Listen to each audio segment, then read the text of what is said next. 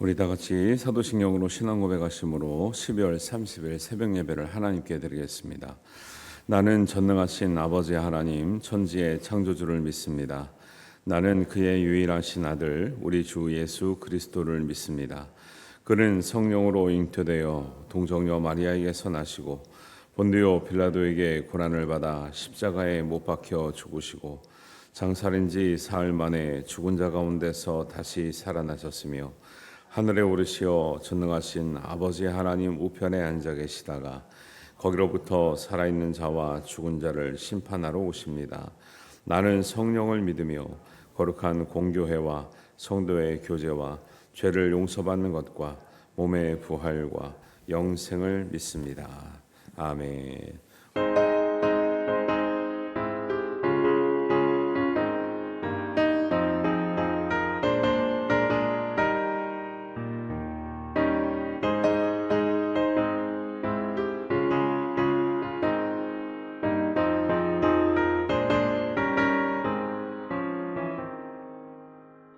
나 가나안 땅 귀한 성에 들어가려고 내 무거운 짐 벗어버렸네. 죄 중에 다시 방황할 일 전혀 없으니 저 생명 시냇가에 살겠네. 길이 살겠네. 나 길이 살겠네. 저 생명 시냇가에 살겠네.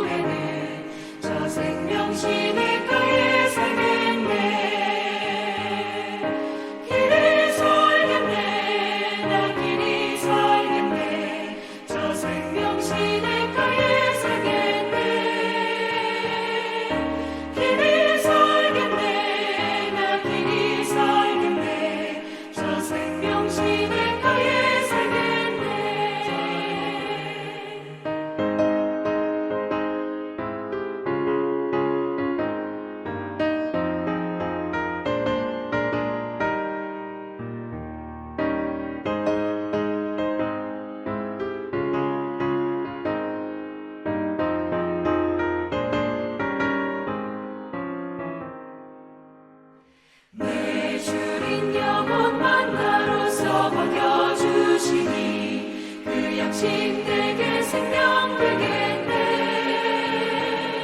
이후로 생명 양식 주와 함께 먹으며 저 생명 시냇가에 살겠네. 길이 살겠네. 나 길이 살겠네. 저 생명 시냇가에 살겠네. 길이 살겠네. 나 길이 살겠네. 저 생명 시냇가에 살겠네.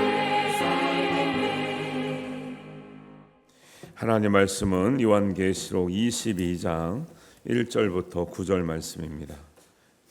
한 목소리로 봉독합니다. 또 그가 수정같이 맑은 생명수의 강을 내게 보이니 하나님과 및 어린 양의 보좌로부터 나와서 길 가운데로 흐르더라. 강 좌우에 생명나무가 있어 12가지 열매를 맺되 달마다 그 열매를 맺고 그 나무 잎사귀들은 만국을 치루하기 위하여 있더라. 다시 저주가 없으며 하나님과 그 어린 양의 보좌가 그 가운데에 있으리니 그의 종들이 그를 섬기며 그의 얼굴을 볼 터요 그의 이름도 그들의 이마에 있으리라. 다시 밤이 없겠고 등불과 햇빛이 쓸데없으니 이는 주 하나님이 그들에게 빛이심이라. 그들이 세세토록 왕노릇 하리로다. 또 그가 내게 말하기를 이 말은 신실하고 참된지라. 주 곧 선지자들의 영의 하나님이 그의 종들에게 반드시 속히 되어질 일을 보이시려고 그의 천사를 보내셨도다. 보라, 내가 속히 오리니 이 두루마리의 예언을 말씀을 지키는 자는 복이 있으리라 하더라. 이것들을 보고 들은 자는 나 요한이니 내가 듣고 볼 때에 이 일을 내게 보이던 천사의 발 앞에 경배하려고 엎드렸더니 그가 내게 말하기를 나는 너와 내 형제 선지자들과 또 이 두루마리의 말을 지키는 자들과 함께 된 종이니 그리하지 말고 하나님께 경배하라 하더라. 아멘. 네, 우리 이렇게 설교를 하면서 이렇게 요한계시록 마지막 장을 이게 펴놓고 설교하는 게 참 감회가 새롭고 또 감동이 됩니다. 여러분들도 요한계시록 말씀을 잘 듣고 이렇게 끝까지 왔는데 감사하고요. 또 어떻게 연말에 이 요한계시록 마지막 장까지 내일까지 다 끝나요. 어떻게 기가 막히게 또 잘 맞춰줬는데 감사하고 요한계시록의 말씀처럼 여러분 마지막까지 승리하시기를 주님의 이름으로 축복합니다. 모든 것은 과정이에요. 근데 과정이 성실하지 않으면 결과를 얻을 수가 없는 거예요. 결과가 비록 우리의 눈에 지는 것 같더라도 성경이 말씀하는 게 뭐냐면 지는 것 같으나 믿음을 지킨 사람들의 결말을 보라는 거죠. 그게 중요합니다. 믿음의 결말. 여러분 우리가 믿으면 어떻게 될 것 같습니까? 나중에 사람들이 그 기대감이 별로 없거든요. 네, 우리 요한계시록을 보면서 우리가 늘 묵상하고 기억해야 될 것은 믿음의 결말이 결코 초라하지 않다라는 거예요. 우리가 수고하고 애쓰고 땀 흘리고 때로는 눈물 흘리고 아파했던 뭐 때문에 신세 때문에가 아니라 말씀 때문에 믿음 때문에 하나님 때문에 신앙 때문에 흘렸던 모든 우리의 노고가 결코 헛되지 않다라는 것을 성경은 말씀하고 있죠. 그래서 오늘도 이제 그 19장부터 22장까지는 그 마지막에 정말 믿는 사람들이 들어갈 곳, 하나님께서 예비해 주신 곳, 우리가 누릴 수 있는 이 천국의 모든 것들을 말씀하는데 오늘은 이제 특징이 생명나무가 등장합니다. 생명나무. 그래서 21절을 보니까 22장 1절을 보니까 천사가 이제 계속 보여주는 거죠. 또 그가 수송같이 맑은 생명수의 강을 내게 보이니 하나님과 및 어린 양의 보좌로부터 나온다. 생명수의 강이 흐른대요. 하나님 그 새 예루살렘 성에 가보면 오늘 저는 그 생명의 삶 가운데 참 그 은혜가 되는 거는 이 성경에 맞도록 찬송가를 지정해 준 걸 대부분 부르거든요. 근데 참 찬송가를 참 잘 골라요. 보면은 이 마지막 때에 관한 이 찬송가도 많은데 우리 후렴에 보면 그러잖아요. 길이 살겠네, 길이 살겠네, 저 생명 시냇가에 살겠네. 이런 가사들이 나오는 이유가 있는 거죠. 22장 1절에 보니까 생명수의 강이 흐른다. 어디로부터요? 하나님과 어린 양의 보좌로부터 생명수의 강이 흐른다. 하나님과 어린 양 예수님께 나오는 물은 생명을 회복하고 생명을 치유하고 생명을 유지하고 생명을 살게 하는 물인데 그게 하나님의 말씀인 줄 믿습니다. 말씀을 그렇게 받아서 먹는 사람의 생명과 그렇지 않은 사람의 생명이 다를 수밖에 없다라는 거죠. 그 생명수가 흐르는데 그 생명수가 흐르는 좌우로 뭐가 있다는 거예요? 강 좌우에 2절에 보니까 생명나무가 있어서 그 생명나무의 특징은 12가지 열매를 맺는다. 여러분 한 가지 나무에서 12가지 열매가 나올 수 있어요, 없어요? 우리 생각으로는 나올 수가 없죠. 요즘에는 조금 가능한 게 뭐냐면 유전공학이 발달하면 이게 조금 가능할 수도 있다라는 생각을 해볼 수 있어요. 지금에 와서 그래도 쉽지 않아요. 근데 2000년 전에 사도 요한이 하나님 나라의 그 생명수 강이 흐르는 것도 신기한데 그 옆에 나무들이 있는데 생명수의 강에 물을 먹고 자라는 나무는 열매가 어떻다라는 거예요? 그냥 단순하게 배 하나 열리고 사과 하나 열리는 게 아니라 그 열매가 12가지 열매라는 건요. 맺을 수 있는 모든 열매를 다 맺는다는 거예요. 그리고 가장 아름답고 가장 풍성하고 가장 맛있는 열매, 이런 열매를 맺을 수 있는 나무라는 거예요. 여러분, 이 비유가 아주 기가 막힌 거예요. 하나님으로부터, 예수님으로부터 생명수가 되시는 말씀을 먹고 자라는 나무가 우리라면, 우리가 그 말씀을 먹고 자라면 우리는 하나밖에 못해요, 두 개밖에 못해야 하잖아요. 아니요, 우리는 12가지도 할 수 있는 줄 믿습니다. 그래서 어제도 말씀드렸잖아요. 믿는 자는 내가 한 일도 그가 할 것이요, 그뿐만 아니라 더 큰 일도 하리라. 할렐루야. 예수님보다 더 큰 일을 우리가 어떻게 합니까? 아니요, 예수님은 할 수 있다고 말씀하시는데요. 잘 묵상해 보시면 어마어마한 얘기입니다. 어마어마한 얘기. 왜요? 우리는 생명수와 같은 말씀을 먹고 자라기 때문에 성경에처럼 생명수의 영양을 공급받고 자란 나무들은요, 그냥 삐쩍 마른 열매 하나 이렇게 맺지 않는다라는 거예요. 달마다 12가지 열매를 맺는다 그래요. 달마다 그 열매를. 이게 정말 달마다 새로운 열매가 맺힌다는 건지 달마다 12가지가 맺힌다는 건지 조금 애매한데, 어쨌든지 달마다 12가지가 맺힌다는 것 자체도 어마어마한 거죠. 더 놀라운 건 뭐냐면, 열매의 효능이 어찌 됐든 간에 우리가 열매를 먹어요, 잎사귀를 먹어요? 열매를 먹는데, 여기는 열매는 이거 말할 필요도 없고, 그 나무의 잎사귀만을 가지고도 뭐 한대요? 만국을 치료하는 거예요. 우리의 질병 정도가 아니라요, 이 세상 만국을 치료하는데 그 잎사귀만을 가지고도 만국을 치료하는 효능이 있는 거예요. 무엇이 공급되기 때문에? 생명수가 공급된 생명나무는 잎사귀만 가지고도 만국을 치료하니, 여러분, 열매가 아니어도 잎사귀여도 존귀하게 쓰임받게 될 줄로 믿습니다. 우리는 꼭 열매만 중요하다고 생각하잖아요. 그거는 일반 나뭇이파리는 쓸데가 없죠. 근데 하나님 나라의 생명나무는 다르다니까요. 믿는 사람들은, 생명수 말씀을 먹고 자라는 사람들은 열매가 아니어도 하나님 존귀하게 쓰시게 될 줄로 믿습니다. 이런 말씀을 봐야, 나는 나뭇잎이라고 해서 나는 쓸모없지 않구나라는 생각을 하는데, 사람들은 내가 열매 갖지 않으면 다 실망하고 나는 어디다 쓸까, 나는 이렇게 하잖아요.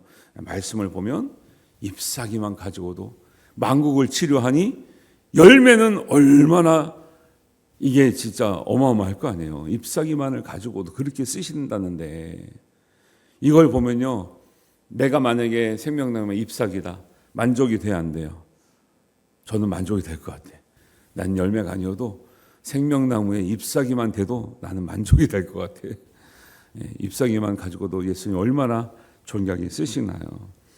그렇기 때문에 거기는 다시 저주가 없고요, 그다음에 다시 밤이 없고 등불과 햇빛이 쓸데없어요. 왜? 하나님이 그들에게 비치시면 해, 달이 쓸데가 없는 거죠. 햇빛이 얼마나 뜨겁고 얼마나 밝습니까? 하나님 나라는. 그러니까 우리가 믿으면요, 하나님 나라와 하나님과 연결된 모든 것들은요, 밝음에 밝음. 그러니까 믿으면 밝아지는 거예요. 믿는데 어두워지는 건 이상한 거예요. 그러니까 이 말씀대로 믿고 생명수 말씀대로 믿으면요, 우울했던 마음도 밝아지게 될 줄로 믿습니다. 어두웠던 마음도 밝아지게 될 줄로 믿습니다. 찌그러졌던 얼굴도 펴지게 될 줄로 믿습니다. 밝아지는 거예요. 이게 정상이라니까요. 그런데 어떻게 믿으면서 오래 믿었는데 자꾸 어두워지시면 안 돼요. 세상에 나가서 힘들 건 있죠. 그러나 세상에 나가서 힘들고 고생할지라도 교회 와서 말씀 듣고 찬양하고 기도하면 펴져야 되는 거죠. 그러니까 그래서 진짜 세상에서 고생 많이, 마음에 걱정을 많이 하신 분들은 이렇게 찡그려져 있어. 그냥 이게 그려져 있잖아요, 인상이. 항상 인상을 쓰니까 이게 주름이 그려져 있다니까, 이렇게 푹 파인 게, V자로 파인 게 그려져 있잖아요. 근데 우리는 주름이 생겨도 어떻게 해요? 스마일로 이렇게 됐지, 이렇게. 우리는 주름이 생겨도 이렇게 생겨. 그렇게 돼야죠, 그렇게. 항상. 그리고 진짜 그런 거 있어요. 저도 이제 나이 먹고 보니까 사람들 얼굴 보잖아요. 세상 사람들 얼굴 보면 술 많이 드셨겠구나. 얼굴이 피부가 달라. 진짜 다르다니까요. 담배 많이 피시면 얼굴이 달라요. 예. 여러분도 느끼실 거예요. 그거 느낀다고. 벌써 평생을 그렇게 하신 분과 안 한 사람의 얼굴은 다를 수밖에 없죠. 제가 왜 동안이에요? 예. 예수님 잘 믿어서 동안이지. 예. 저희 로션을 이틀에 한 번씩밖에 안 발라요.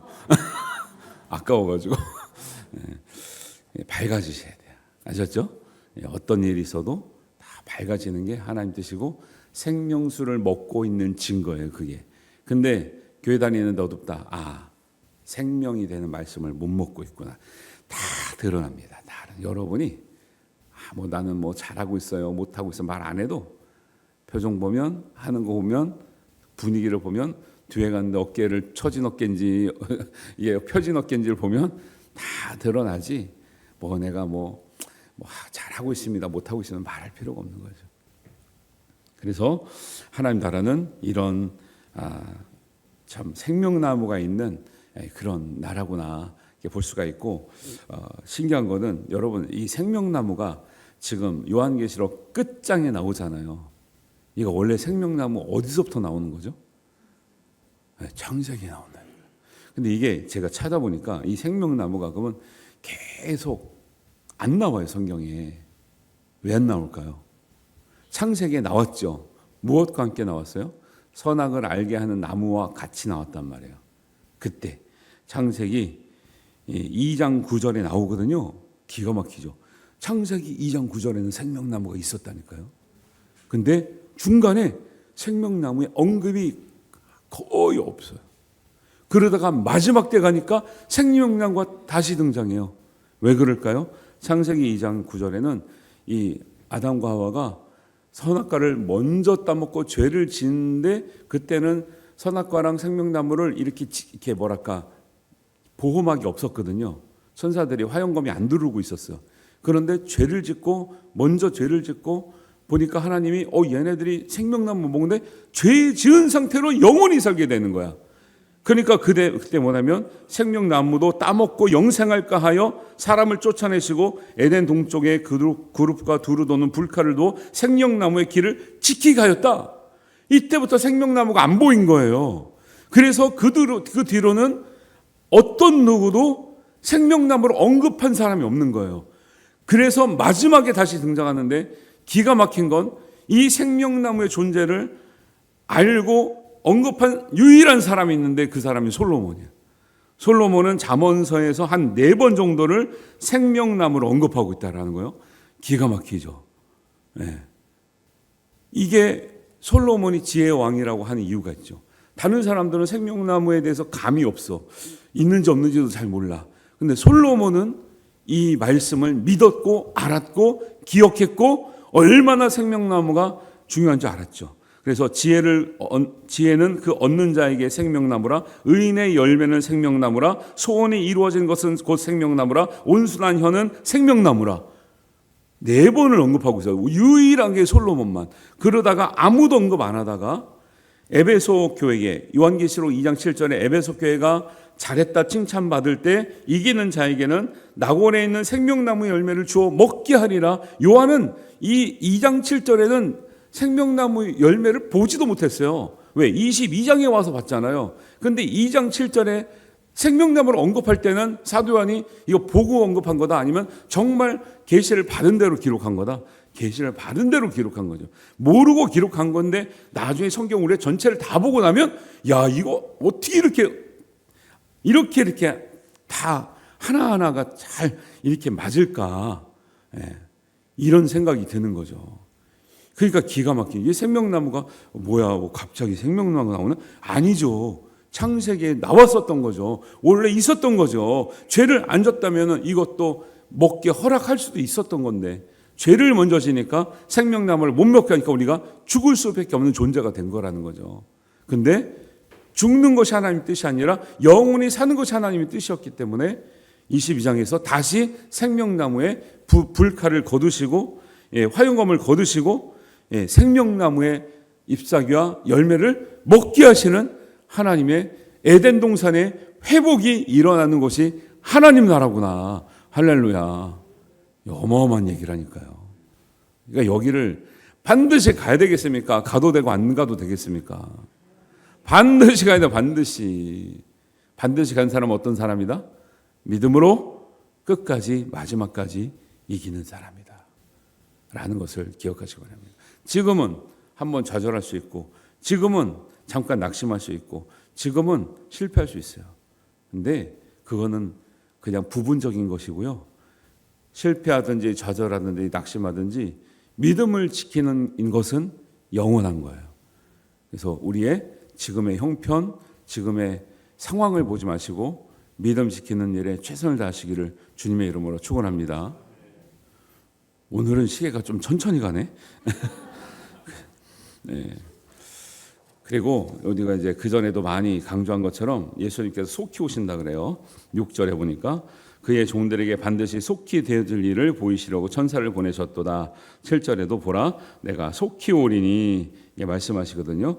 속히 온다는 건 다시 한번 말씀드립니다. 빨리 온다는 뜻도 있지만 예수님의 시간은 우리의 시간과 다르기 때문에 이것을 어떻게 우리가 생각하고 준비해야 된다고요? 예상치 못한데 불현듯 오신다라고 하는 말씀으로 우리가 생각해야 된다는 거예요. 왜? 우리는 100년도 너무 긴데 하나님 입장에서는, 예수님 입장에서는 1000년도 짧다. 그러니까 예수님은 2000년 후에 오신다는 것도 내가 속히 온다 말씀할 수 있고 3000년도 속히 온다 말씀하실 수 있는 거죠. 우리 입장은 100년도 못 기다리고, 사실 우리가 기껏 기다려봐야 얼마나 기다리는 거예요. 100년 이하 기다리는 거지. 우리가 뭐 100년 이상까지 기다리는 사람 몇 명 안 되잖아요, 아직은. 그러니까 우리가 100년 기다리면서 왜 안 오시나 그럴 게 아닌 거죠. 물론 2000년이 지났지만 하나님의 시간은 질적인 시간인 거죠. 정말 오셔야 될 때 오시는 게 중요한 거지 그냥 빨리만 온다고 중요한 게 아닌 거죠. 그래서 그런 식으로 말씀을 드리고, 그다음에 중요한 것은, 그래서 이런 광경을 보니까 요한이 이거를 보세요. 이 모든 것은 누가 준비하신 거예요? 하나님이 준비하신 건데 보여주는 중개인은 누구예요? 천사가 보여주고 있는 거예요. 그래도 그 안내를 해준 천사에도 감사해야 안 해요? 감사하기 때문에 사도 요한이 이것을 다 듣고 보면서 8절입니다. 천사의 발 앞에 경배하려고 엎드렸더니 천사가 잘했대요, 못했대요?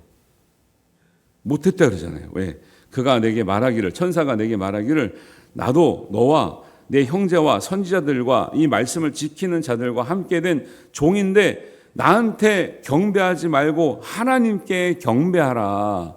그래서 우리는 천사가 아무리 우리를 도와주고 우리를 이기게 해주고 보호해주고 이럴지라도 우리가 경배해야 될 대상은 천사가 절대로 아니다. 그래서 어디서 옛날에 대구에선가 어디선가 성모 마리아 눈에 피눈물이 나가지고 무슨 천사가 내려서 어쩌니 그걸 다 시다띠게 하면 소리라. 그게 자꾸 천사 강조하는 데는 뭔가 수상한 거예요. 천사를 강조하면 안 돼요. 이 얘기가 22장 9절에도 있죠. 왜? 사람들이 자꾸 신기한 현상을 보면 그것을 안내해 준 어떤 목사님이나 천사나 기도해 준 분이나 이런 분들이 자꾸 신격화되고 사람에게 감사하고 천사에게 경배하는 경향이 있어요. 그래서 옛날에 카톨릭에는 천사에게 엄청나게 많이 하죠. 지금은 잘 모르겠어요. 옛날에는 카톨릭에서는 천사에게 엄청나게 많이 하죠. 그래서 천사가 너무 중요해요. 천사가 많이 나오죠, 성경에. 근데 경배의 대상이 아니라는 거예요. 이 얘기를 여기도 나오지만 어디에도 나와요. 우리가 19장 10절에 보면, 그때 제가 이 얘기를 했었는데 그때 못하고 지나갔어요. 똑같은 말씀이에요. 19장 10절에도 똑같은 말씀 나와요. 사도 요한이 천사에게 19장에서도 경배하려고 해서 하지 말라 그랬는데 22장에 와서 또 경배하려고 하네. 이 사도 요한도 정신이 없는 거예요, 지금. 너무나 하늘의 영광을 보니까 정신이 없어가지고 어디다 경배를 해야 될지 모르고 또 19장에서 하지 말라고 한번 들었는데 20장에 또 경배하려다가 또 지적받잖아요. 이제 사도 요한의 한계죠, 이게. 사람이라 하지 말라고 들어도 정신 없죠. 하늘의 너무 영광스러운 모습을 보니까 정신 없어서 또 경배하려니까 천사가 뭐래요? 그리하지 말고 하나님께만 경배하라. 나는 경배 대상이 절대 아니다. 이거 너무 중요하죠. 신앙생활하면서 중심을 잡으셔야 돼요. 아무리 능력 있는 목사님, 아무리 능력 있는 무슨 은사자가 있어도 사람이 사람한테 여러분 머리 숙일 게 아니고 그 은혜를 주시는 하나님께만 경배하시고 하나님께 높이시길 바랍니다. 감사 표현을 할 수 있죠. 그러나 경배와 감사는 다른 거예요. 근데 사람들이 자꾸 그 오해를 하더라고. 감사 정도로 하면 되는데 자꾸 사람에게 뭔가 모든 걸 다 막 하나님처럼 생각하고 이러면 안 돼요. 그러니까 사람들도 자꾸 그걸 이용해 먹는 거예요. 그 제일 잘 이용 먹는 데가 이단들이지. 거의 다 신격화돼 있죠. 그러니까 자기 뭐 출생지 아니면 그 자기 본거지를 그렇게 성대하게 꾸미는 이유가 있는 거죠. 아니 자기가 태어난 곳, 자기가 무슨 아방공도 아니고 무슨 그렇게 자기가 태어난 곳, 자기 뭐 고향을 그렇게 꾸밉니까? 예? 우상을 뭐 동상을 세우고 비석을 세우고 그럽니까? 살아 있으면서 그게 다 뭐예요? 사람들은 뭔가 커 보이고 막 빛나 보이고 막 이렇게 하면 다 머리를 숙일 수밖에 없나 봐. 그걸 경계하는 거죠. 하나님께만 경배하라. 경배의 대상은 오직 하나님께만 있는 줄 믿습니다. 이런 것도 굉장히 중요해요. 여러분들도 사도 요한처럼 보면은 그 안내하는 뭐 천사든 사람한테 막 뭐 경배하지 않겠습니까? 근데 사도 요한 이 요한계시록을 통해서 분명히 말씀하고 있죠. 이제 여러분 이제 요한계시록 22장 마지막을 다 왔습니다.